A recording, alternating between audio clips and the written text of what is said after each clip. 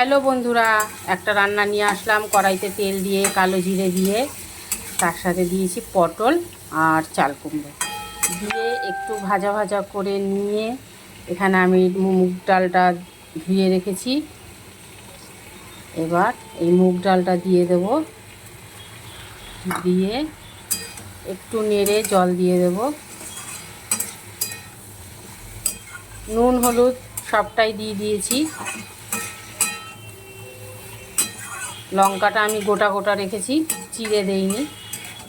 এইবার দিয়ে দেবো একটু সামান্য জল, তারপরে আবার আসছি। দেখো বন্ধুরা, বানিয়ে ফেললাম চাল কুমড়ো পটল আর মুগ ডাল দিয়ে একটা রেসিপি। খেতে দারুণ লাগে নিরামিষ দিনে। তোমরা এইভাবে রান্না করে খেও। কেউ চাইলে একটু ঘি দিতে পারো, আমি ঘিটা দেইনি, কেননা আমাদের ঘরে ঘিটা একটু কম পছন্দ করে, ওই জন্য ঘি দেইনি। তোমরা চাইলে ওপর দিয়ে একটু ঘি ছড়িয়ে দিতে পারো, দারুণ লাগে। তাহলে রাখলাম, আবার পরে কোনো একটা রেসিপি নিয়ে চলে আসবো।